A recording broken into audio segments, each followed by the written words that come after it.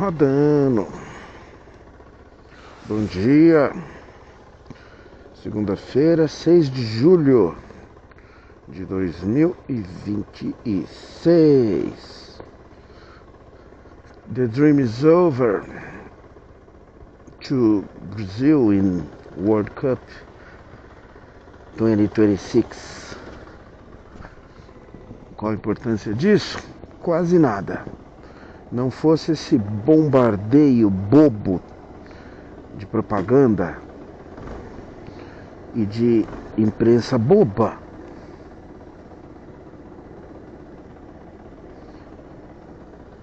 de rumo ao Hexa, vamos acabar com eles, somos os únicos pentacampeões e coisas do tipo. Vou falar. Beijo, meus amores, amo vocês, até daqui a pouco.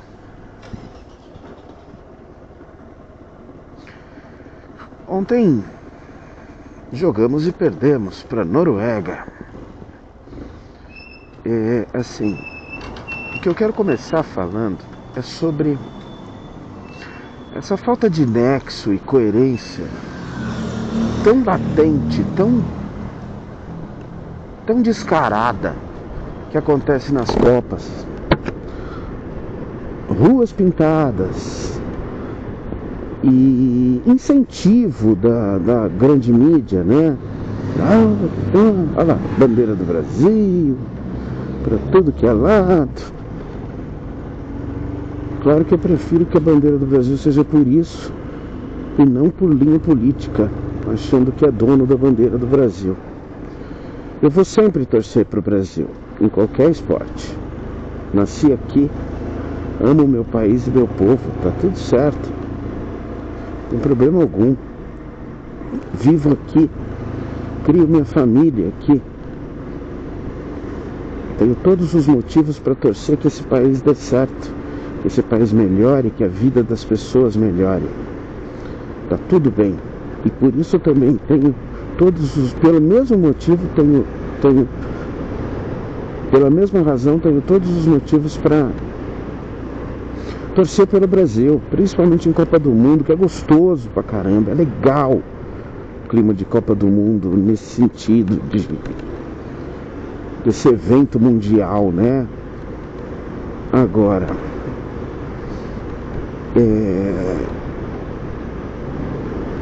cara, o Brasil não vinha jogando bem há muito tempo e por algum motivo uma subcultura maluca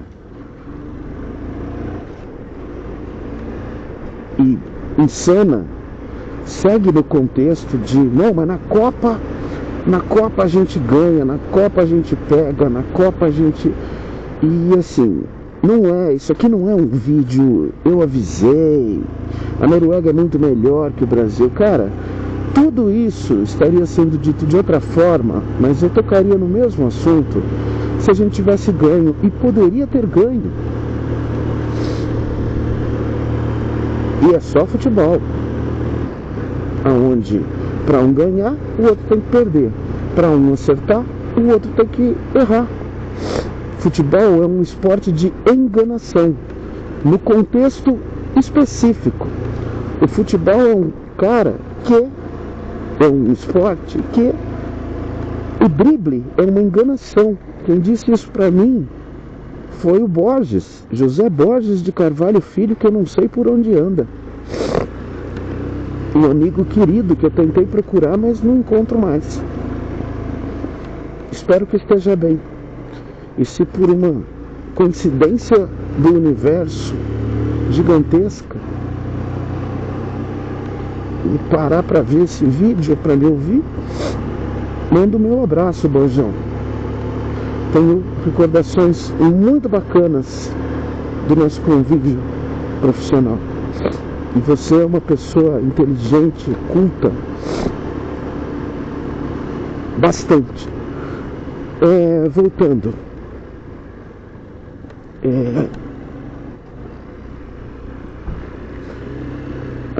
Os erros que o futebol proporciona.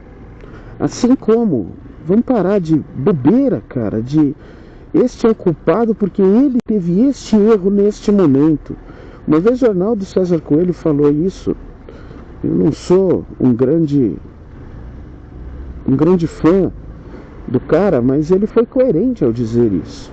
Quando fizeram uma reportagem dizendo que todos os erros de arbitragem, qual seria a classificação do campeonato naquele momento se os erros de arbitragem não tivessem ocorrido? Aí, ao que o Arnaldo muito coerentemente, honestamente respondeu: tudo bem, com defesa de classe, mas ele tem o direito de defender a classe dele, a profissão dele. Ele disse, também podia fazer uma estatística de todos os gols que os atacantes perderam cara a cara com o goleiro, todos os gols que, por causa de um erro de passe, não aconteceram, porque erros vão acontecer no futebol. E hoje acontecem até bem menos, mas bem menos, por conta da tecnologia.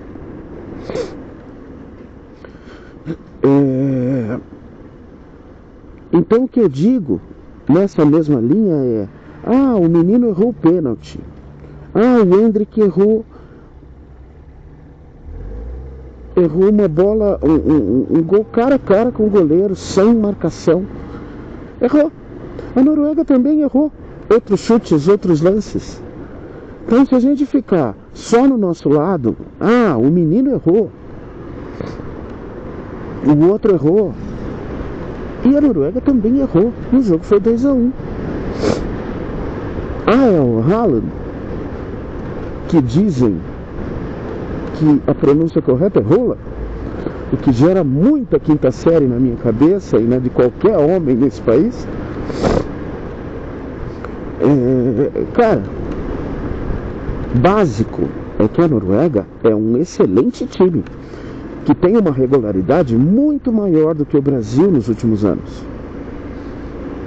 Uma seleção mais forte, mais bem formada, já com um técnico há mais tempo, já com vários jogos com a mesma equipe, o mesmo estilo de jogo, com os mesmos talentos no jogo. O que me irrita é esse discurso ufanista completamente idiota. Cara, como é chato isso! Como é chato! No Brasil fazem uma coisa muito chata na mídia, na propaganda, no marketing, nas reportagens, em tudo, que é rumo ao hexa, somos os melhores, e não sei o que. E cara, aí me irrita porque pega as nossas crianças, né, cara? Pega as nossas crianças. Na Copa passada o Caio chorou, fiquei abraçadinho com ele e tudo. Nessa Copa eu não estava com ele, eu assisti o jogo sozinho em casa, foi bem tranquilo. Ele estava na casa da tia, com a mãe dele, com amigos e tudo. Mas ele dessa vez ficou puto.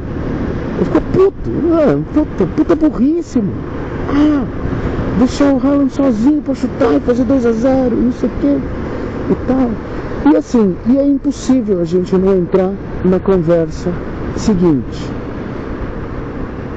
Eu vou na linha do que o Mauro César, que é meio chatinho e tal, eu concordo, mas ele é coerente e honesto, cara. Ele é honesto. Ele não se vende a contextos midiáticos e também não é um antissistema, que tudo que a voz popular disser ele não vai concordar. Mas, cara, na boa, tem algumas incoerências. Aí a gente vai ter que voltar para a convocação do Neymar, que é muito fácil de se entender ter sido uma convocação não técnica, não assim, eu vou convocar um cara que eu vou apostar na recuperação dele, porque ele é um cara capaz de nos dar aquele momento brilhante, diferente, faltando 15, 20 minutos para acabar o jogo. Ficou muito latente que não foi isso. É muito fácil se pensar que a coisa toda foi uma jogada de marketing, uma jogada de busca de popularidade. Me lembro no momento em que ele convocou, ele falou o nome do Neymar na convocação, a festa que foi, As crianças eu entendo. As crianças não têm referência. Não tem um super craque para ter referência. É o Vini, o jogador de 2 jogadas. E que é um excelente jogador, tá? Sendo um jogador de 2 jogadas, ele é um excelente jogador. Jogou bem melhor essa Copa, foi muito mais protagonista. Mas é aquilo que ele pode oferecer, não muito mais do que isso. Não havia mágica. O que ele sabe fazer é especificamente aquilo. E foi o que ele fez da melhor forma possível.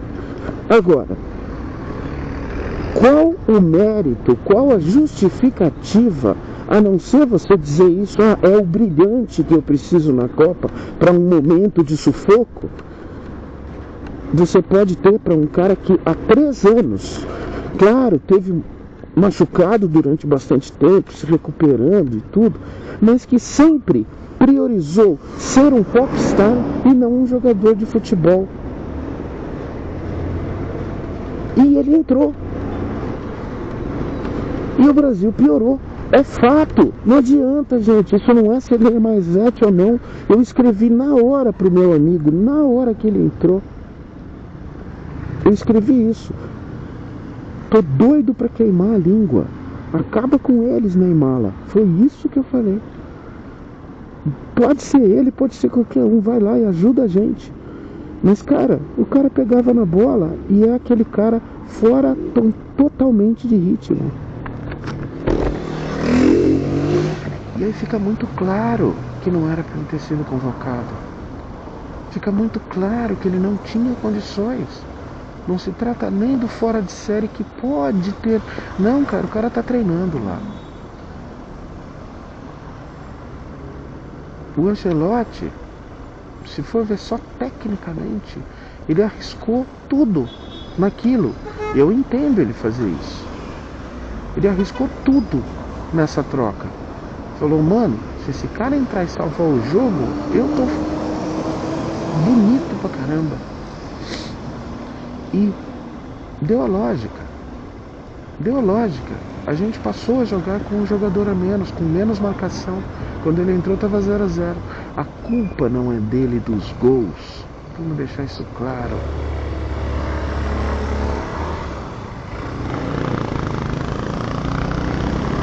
A culpa dos gols não é dele.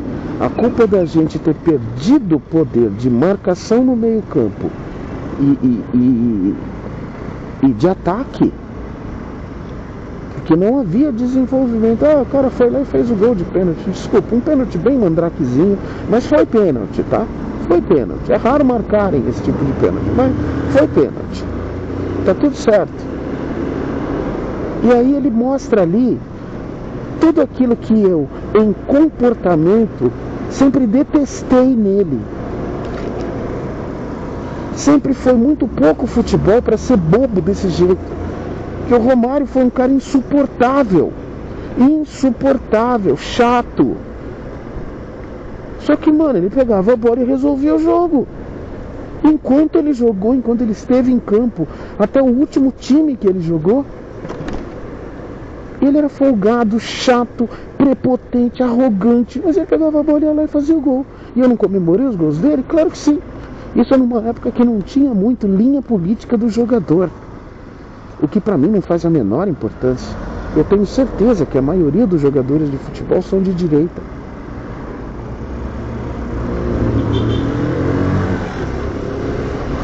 A gente pode fazer uma comparação de atitude, de coisa que mexe, que tenta. Felipe Melo, cara. Um cara de ideologia política declarada completamente diferente, que tem coragem de ir lá e falar. Minha opinião é essa, dane-se. Só que era um cara aqui dentro de campo, mano. Enquanto ele tivesse, ele ia pôr a perna na frente do negócio. Comparativamente, cara, logo depois teve o jogo da Inglaterra contra o México. Jude Bellingham, que eu sou suspeito, porque eu sou muito fã do futebol dele e da atitude dele em campo. Eu não faço a menor ideia do que é esse cara fora de campo. O cara faz 2 gols em 2 minutos. No lance seguinte, ele tá lá dentro da área, tirando a bola do pé do atacante da pequena área, tirando a bola do pé do atacante do México. se matando. Ele não conseguia andar no final do jogo, porque a Inglaterra estava com um homem a menos. Enfim, eu falo de atitude. Na própria Inglaterra, no primeiro jogo contra a Croácia, foi 4-2 para a Inglaterra, o Harry Kane brilhou. O cara fez 2 gols. E não é o fato de fazer 2 gols, é o fato de que uma bola cara a cara com o goleiro, quem estava tirando a bola dentro da pequena área era ele. Ou seja, entrega, aquela coisa do cara que a torcida olha e fala, pô, ele está tentando.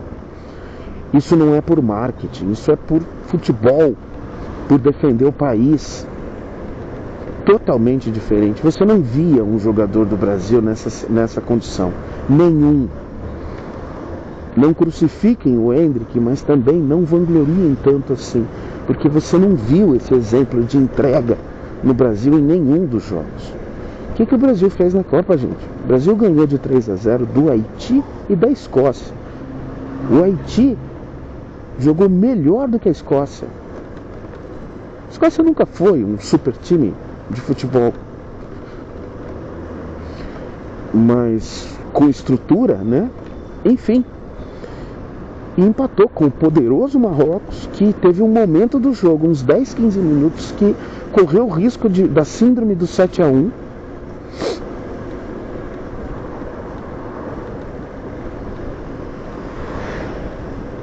E empatou por sorte.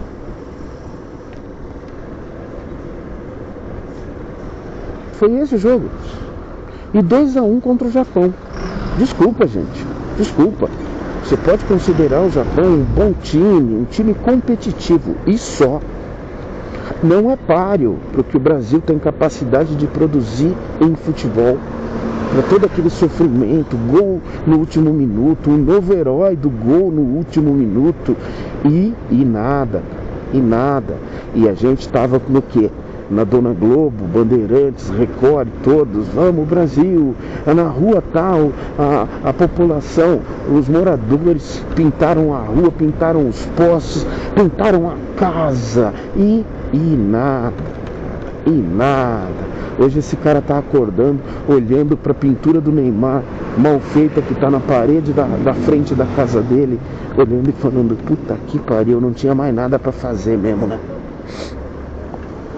Você entendeu? Então assim, a única coisa que me irrita é essa postura Copa, principalmente da Globo, que é onde eu assisto os meus jornais, né? Na verdade eu assisto o Bom Dia São Paulo na Globo, e quando tem um jogo de futebol exclusivamente neles. Porque senão não faz questão, todo o resto da programação não tem interesse nenhum. Assim como eu não tenho nenhum interesse na programação da Bandeirantes, da Rede TV, da Record, do SBT, nada. Eu assisto esses canais por interesse, ou informativo ou esportivo. E não tem problema nenhum nisso, tá bom? O meu entretenimento na televisão hoje em dia é YouTube. É os meus divulgadores, os meus cientistas, os meus analistas, até os meus aleatórios, que só pensam legal de uma forma honesta e competente, como eu gosto, e pronto.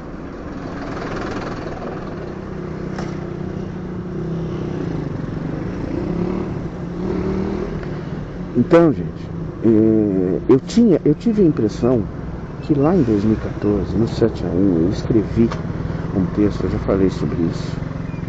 Eu escrevi um texto onde eu dizia que quem sabe esse trauma gigante, essa humilhação mundial que a gente tomou 7-1 da Alemanha dentro de casa, quem sabe isso não nos acorde no sentido de exigirmos condições melhores, exigirmos mais igualdade, de esquecermos desses milionários que você não vê sequer uma atitude de luta. Foi isso que eu falei na época. Qual foi o resultado disso?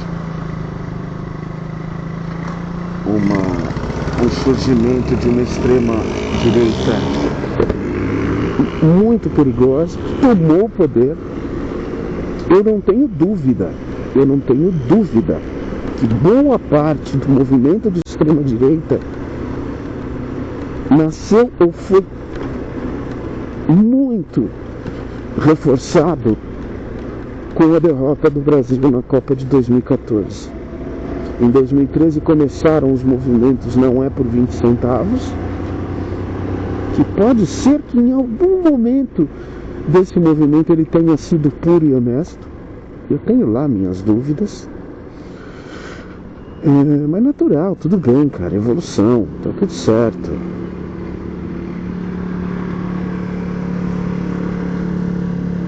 Nossa, tá aceleradinho, hein, filho? E ele fumando o cigarrinho dele. Certo, é a motinha que ele tem. Mas não aconteceu. E toda a Copa, depois disso tivemos 18, 22, 14, toda a Copa, a mesma fórmula, a mesma fórmula. Vamos deixar claro, gente, essa geração que termina hoje com o Neymar, com o Casemiro, com o goleiro, sem laterais, essa geração não era uma geração fantástica. Essa geração não era nada excepcional e a gente foi muito mal acostumado. Muito mal acostumado. Desde que eu me conheço por gente, a seleção de 78 era fortíssima. Seria campeã? Não sei. Não sei. Porque a Argentina ganhou da Holanda, que era uma potência no futebol, em 78, muito por conta do momento popular de estar jogando em casa, com um belo time também, né? Vamos deixar claro. Mas 82, aquela seleção que jogou mais lindo até hoje que eu vi na minha vida. Em 86, ainda um resquício dessa seleção que jogava brilhantemente com os gênios, né? Com a turma de gênios, Zico, Sócrates, Falcão e mais alguns, Júnior, Leandro, Careca, jogadores realmente muito bons. A de 90 foi quando tentaram reinventar o futebol com o Sebastião Lazzaroni e fizeram aquela merda de seleção que perdeu, passou na primeira fase e perdeu na segunda, no próximo jogo com a Argentina, com o Canidia, um jogador desconhecido fazendo 2 gols com 2 passes do Maradona, que estava sem uma perna, que estava machucado. Mas era o Maradona, né? Em 94, aquele título sem graça. A primeira decisão de Copa pelos pênaltis, ok, faz parte, está dentro da regra, tudo bem. Mas assim, cara, era uma seleção que tinha Romário e Bebeto, só. Com Romário no auge da sua carreira, da sua forma, e um cara que sempre teve personalidade dentro de campo. Um cara que sabia o que podia fazer e se desafiava para fazer mais. Olha ele aí ainda. Essa motinha não tá muito boa, mano. Esse motinho tá pedindo cuidados. 98, aí sim já começa uma seleção renovada, já com a geração do Rivaldo, Ronaldo, Ronaldinho Gaúcho. 2002 campeã, não precisa nem falar nada. Embora uma Copa bem controversa, bem estranha, com erros na Copa do Mundo ali muito feios. Pro Brasil, tá? Jogo contra a Turquia, jogo contra... eu não lembro. Os 2 jogos contra a Turquia foram polêmicos, ruins, com muito erro, a favor do Brasil, tá? O Brasil pegou a Turquia na primeira fase e nas oitavas, acho. Mas enfim, uma geração que ganharia, se não envelhecesse, ganharia 3, 4 Copas. 2006 já entra um pedaço dessa geração. Não, 2006 já é o fim dessa geração. Ronaldo e Rivaldo, né? Ronaldinho Gaúcho e tal.